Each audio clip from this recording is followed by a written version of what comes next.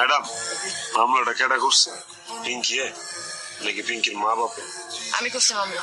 তুই মামলা করছস?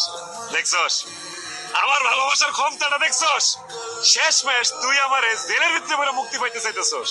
ম্যাডাম জীবনে কি কোনোদিন শুনছেন যে কোনো মানুষ মানুষের কুত্তার মতো ভালোবাসে?